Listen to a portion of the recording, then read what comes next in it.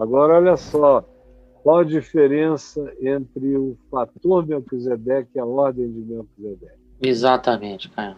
Bom, a ordem de Melquisedeque é uma ideia que começou a partir do livro de Gênesis, capítulo 17, porque um homem considerado um rei e sacerdote, chamado Melquisedeque, cujo nome significa rei de justiça e rei de paz, veio a Abraão, quando Abraão vinha de vencer inimigos que tinham levado seu sobrinho Ló cativo, e ele libertou a Ló e voltou com os despojos da guerra que ele e outros reis tinham travado contra uma quantidade de outros reis. Era um pau a pau feio, tipo 5 contra 4, mas eles venceram a peleja, voltaram com os despojos, como era comum nas guerras antigas, e quando ele ia voltando para casa, no meio do caminho, se lhe apresenta uma pessoa cujo nome a gente fica sabendo que é Melquisedeque, mas que Abraão reconhece de imediato como sendo um ente absolutamente superior a ele. E Abraão se ajoelha e bota a cara no chão diante de Melquisedeque. Primeiro ele pega o dízimo de tudo que ele ganhou e ele coloca na presença de Melquisedeque e pede a bênção ajoelhado, e Melquisedeque abençoa Abraão. É aí que começa essa história e esse mistério. Aí depois o mistério aumenta num salmo onde se diz que o Messias que viria, que seria da descendência de Davi, seria sacerdote também, segundo a ordem de Melquisedeque. Não segundo a ordem levítica, dos filhos de Levi, que eram da descendência de Abraão, que gerou Isaac, que gerou a Jacó, que gerou 12 filhos, dentre eles Levi, e nos dias de Moisés, a tribo de Levi foi instituída como a tribo dos sacerdotes. Então, tudo que acontecia em Israel como culto vinha da tribo de Levi. Depois que foi construído o templo, eles eram os gerentes do templo e eles eram a tribo de onde provinham todos os sacerdotes, pelos seus turnos de serviço. E aí se diz antes disso que quando viesse o Messias, ele não seria da tribo de Levi, nem da ordem do culto levítico, que é um culto judaico, que é um culto da linhagem de Abraão, com as histórias de Abraão, com as reminiscências da fé de Abraão e dos seus descendentes, que é o que Israel pratica. O Salmo diz não. Quando vier esse Messias, ele vai ser de uma outra, ele vai ser sacerdote e rei, mas será não segundo a tribo de Levi. Ele vai ser da tribo de Judá, conforme o rei Davi, mas ele será sacerdote segundo uma ordem superior. Aquela ordem que abençoou a Abraão, portanto, uma ordem superior à da tribo de Levi, a ordem da religião, conforme a gente conhece. Aí isso prossegue, sem muitas referências, até que, de repente, depois de Jesus, depois de tudo que Jesus fez, e ele era da tribo de Judá, portanto, da família de Davi, da genealogia de Davi, inegavelmente era um sacerdote de nenhum templo, era sacerdote ao ar livre. Era um sacerdote que dizia que o lugar onde se devia adorar não era em nenhum lugar, era no coração, porque Deus estava procurando em qualquer lugar aqueles que o adorassem em espírito e em sinceridade, em verdade, em visceralidade humana, em honestidade, para com o próximo em justiça. Esses eram aqueles que Deus procurava e procura para serem seus adoradores. Esses Deus reconhece como adoradores dele em qualquer lugar onde alguém chegue assim na presença dele. Quando a gente lê aqui no profeta Malaquias, no capítulo 1 de Malaquias, você acha no verso 11 do capítulo 1 a seguinte afirmação: num ambiente, num contexto onde Deus está dizendo, eu queria que vocês fechassem esse templo, acabassem com os cultos. Vocês se tornaram insuportáveis. Quando vocês cultuam, o culto de vocês é pecado, é mentira, é hipocrisia, é máscara, é persona, é nojento. Aí olha só o que ele diz no verso 11. Vocês estão pensando que eu preciso disso? Desse fogo, desse altar? Eu não tenho prazer em vocês, diz o Senhor. Por quê? Porque desde o nascente do sol até o poente, é grande entre as nações o meu nome. E em todo lugar, e em todo lugar, em todo lugar, em todo lugar, lhe é queimado incenso, e são trazidas ofertas puras, sinceras, porque Deus é Espírito e importa que os seus adoradores o adorem em pureza de coração. Porque o meu nome é grande entre as nações de toda a terra, diz o Senhor. Sem ninguém chegar, sem ninguém saber, havia gente no mundo em todo lugar, havia gente que adorava a Deus com incensos e ofertas puras e louvor sincero. Isso aqui já é uma afirmação daquilo que Jesus viria dizer depois. Nem aqui, nem em Jerusalém, nem em lugar nenhum é o lugar onde se deve adorar, porque Deus tem que ser adorado em todo lugar, em espírito e em verdade, porque esses são os adoradores.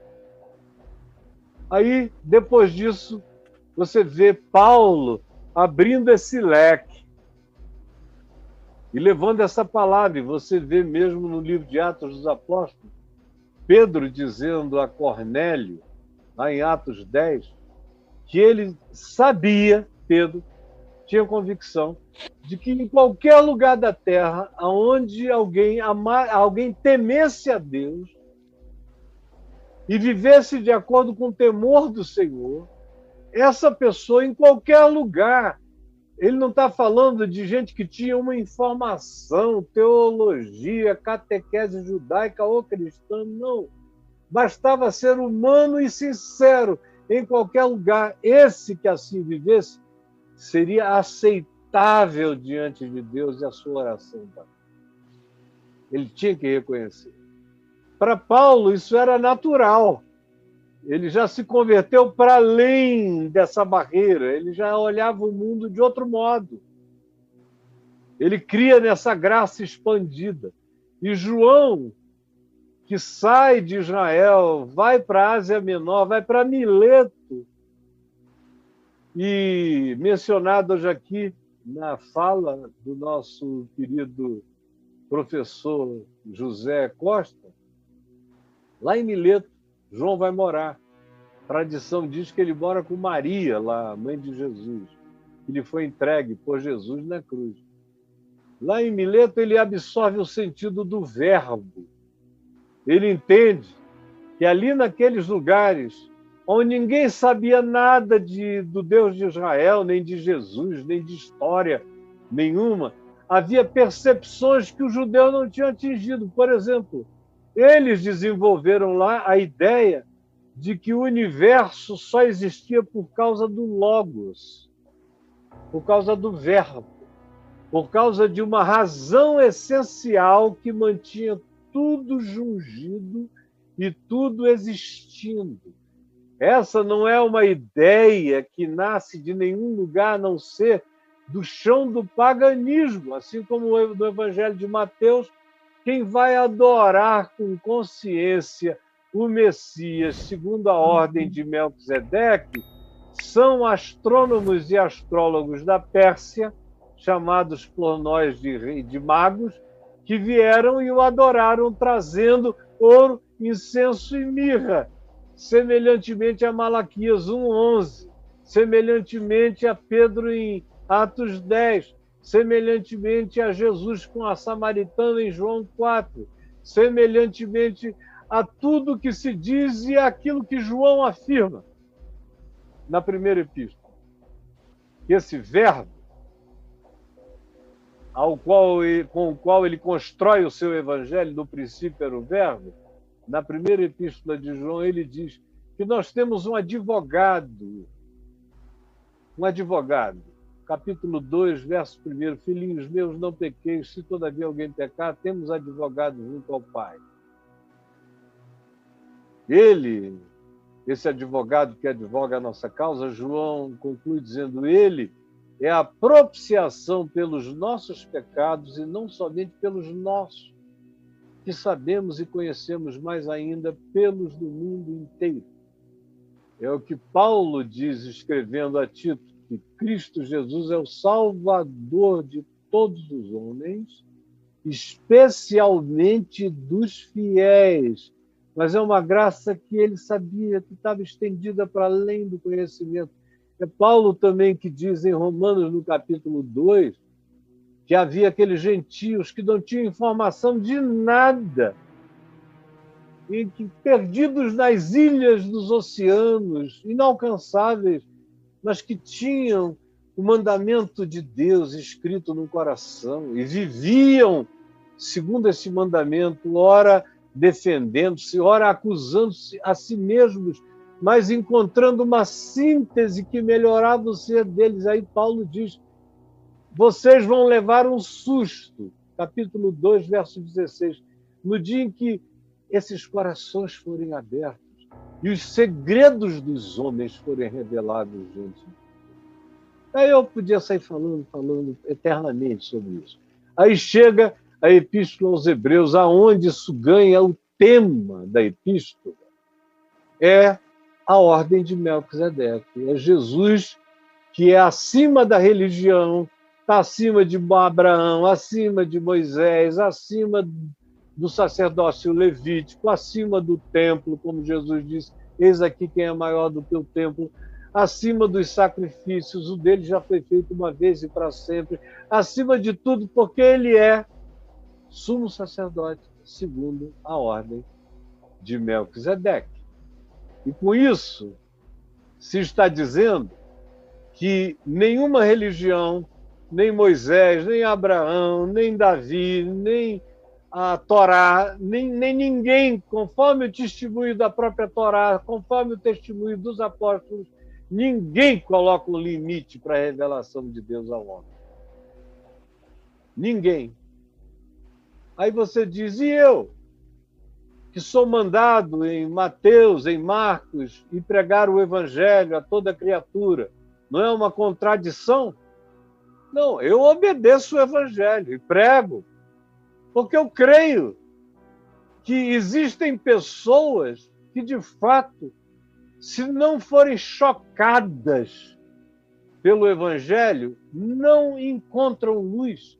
Tanto quanto existem pessoas que, mesmo já tendo alguma luz, essa luz que lhes veio, segundo a ordem de Melquisedeque, por pura revelação do Espírito ao coração humano, aonde quer que haja um ser humano, esse indivíduo já está preparado para receber a palavra, e quando a palavra chega, ele cresce infinitamente mais e subitamente, porque ele praticamente encontra a matrix explícita de uma matrix implícita que já habita o ser dele.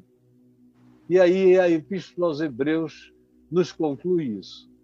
E eu aprendi isso lendo um livreto que eu tenho até hoje aqui, chamado Evangelho em Gênesis, que não fala exatamente assim, mas fala sobre a ordem de Melquisedeque, mas não conclui com essa abertura tão ampla para aplicação do significado disso, e eu não me conformei. Eu fiquei tão feliz, eu era novinho na fé, eu lia esse livro, eu tinha 3 meses de convertido. Que achei maravilhoso. Eu tenho aqui ou ali no meu quarto, em algum lugar, ele é precioso para mim como uma coisa, uma relíquia e da minha consciência. Aí, 2 anos depois, eu fui chamado a escrever uma tese para ser ordenado na Igreja Presbiteriana do Brasil. E eu escrevi a minha tese sobre a salvação de Deus fora dos ambientes da religião, segundo a ordem de Melquisedeque, que estava no centro de tudo que eu dizia ali. E pronto, eu falei, foi um escândalo. Ficaram 3 dias discutindo, quase não me ordenaram e tal. É uma história longa. Não é o caso aqui. E foi tão chocante que meu pai falou: meu filho, isso está anos adiante da percepção desses irmãos queridos. Eu tenho uma sugestão a lhe fazer: espere mais um tempo.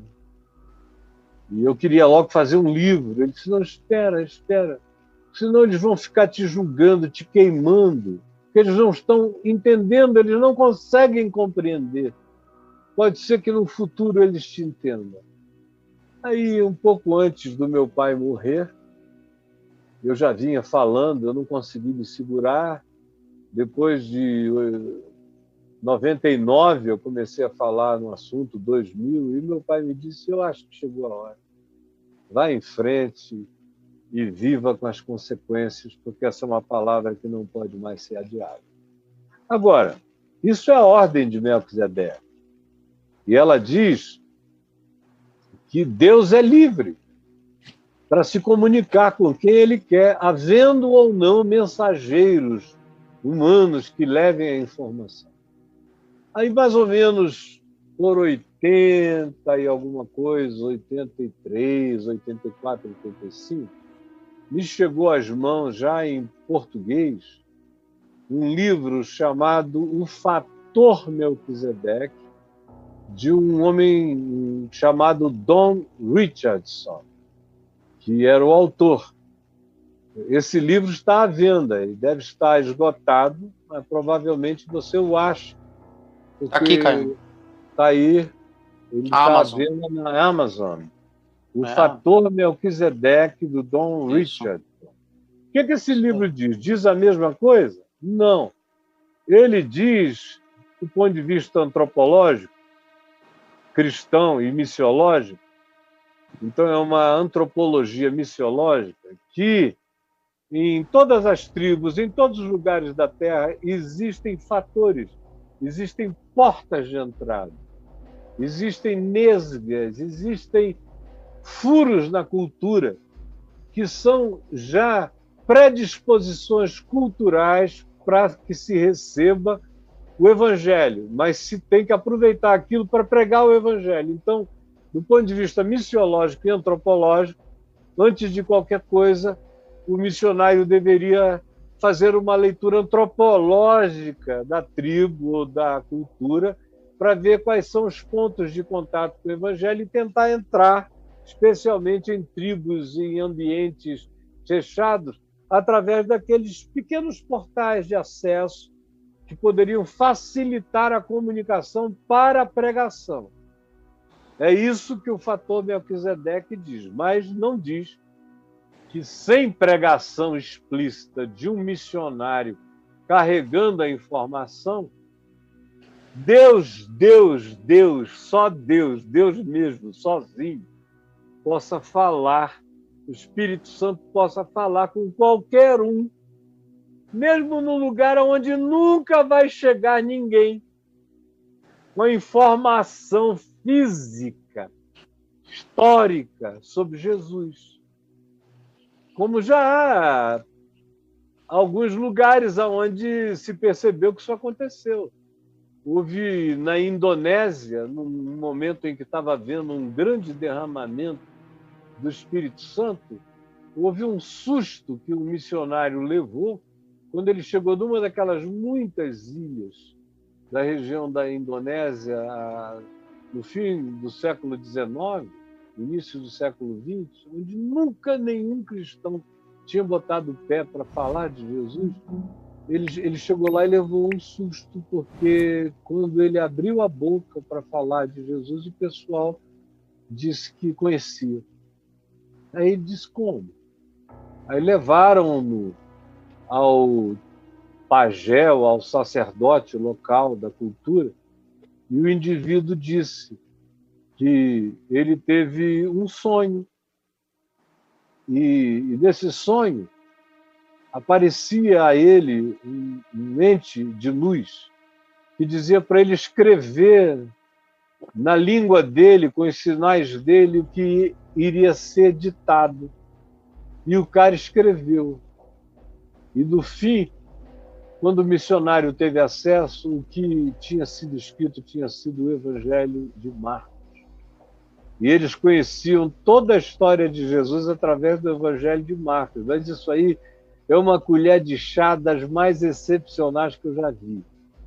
O que eu já vi muito é você chegarem num lugar e encontrarem praticamente todo mundo convertido sem nunca terem ouvido nada e sem saberem de Jesus, mas terem aquela prática de um amor justo nas relações uns com os outros e uma certeza espiritual de que eles eram de Deus, embora eles não soubessem nada do Deus de Abraão e nada do Deus segundo Jesus, mas eles sabiam do espírito do Evangelho, da prática do amor em justiça. E era por isso que se orientavam nos seus corações, nas suas vidas mais simples e mais singelas. É isso exatamente que Paulo está dizendo em Romanos 2, do verso 12 ao verso 16, embora os teólogos reformados não queiram aceitar isso de jeito nenhum, façam uma ginga de doido para concluir de um outro modo, mas saiba, basta ler em português. E quem sabe grego, pode ler em grego também. E é a mesma coisa que eu estou dizendo aqui, porque Paulo diz, olha, o paganismo pervertido, capítulo 1, do verso 16 até o 32, está todo corrompido, segundo o exemplo de Roma. Mas vocês, judeus, que estavam ouvindo e lendo a mensagem dele, tinha um bando de judeus, a gente vê lá em Romanos 16 qual era o público, dentre eles judeus, não fiquem assim, se sentindo superiores, não, porque vocês são muito hipócritas. Aí o pau canta em cima dos judeus. Aí eles ficam assim, olhando uns para os outros, os romanos e os judeus, naquele ambiente. Aí Paulo diz, olha, melhor é ter um coração humilde, porque Deus se revela a quem quer. E mesmo aqueles que nunca ouviram nada, vai haver o dia em que os segredos dos corações vão ser abertos, e nesse dia vocês vão ficar chocados. Ele diz a mesma coisa, escrevendo aos Coríntios, uma expressão linda, no dia em que os segredos dos corações sejam abertos. Aí a gente vai ver quanta gente estava sob as asas de Cristo. As asas de Cristo. Não sabiam o nome de Jesus, mas estavam sob as asas de Cristo, porque o Cristo é eterno. Jesus nasceu há 2000 anos e Jesus é o Cristo encarnado. Mas o Cristo precede a Jesus. O Cristo é o Cordeiro. É aquele em quem tudo foi criado. E Jesus é aquele em quem tudo foi criado, não porque Jesus não seja um ente histórico. Ele é o ente histórico que tem 2000 anos. Agora, ele é a encarnação do Cristo, que é a segunda ordem de Melquisedeque. Não tem princípio de dias e nem fim de existência. Como diz Miqueias, no capítulo 5, versos 1 e 2, quando ele afirma que aquele que viria, o guia, que nasceria em Belém, da tribo de Judá, da descendência de Davi, que ele diz que é o meu ungido, meu enviado. Aí outra vez se diz que não tem princípio de dias, não tem fim de existência, cujos dias são desde a eternidade. Ele está falando do Cristo antes de Jesus e agora do Cristo que se encarnou em Jesus. E Jesus é a manifestação do Cristo eterno para nós, para quem sabe. E aquele que não sabe, no dia que souber, mesmo que seja sem a interferência de nenhum mensageiro humano, saberá por revelação de Deus. E saberá também quando abrir os olhos para a eternidade, ouvirá Jesus dizer: vem, bendito de meu Pai. O que Jesus implicitamente também declarou em Mateus 25, quando afirmou que aqueles que iriam ser chamados, que iam ficar à direita, seriam aqueles que tinham dado de comer, beber, tinham vestido, tinham estado com ele em todas as circunstâncias.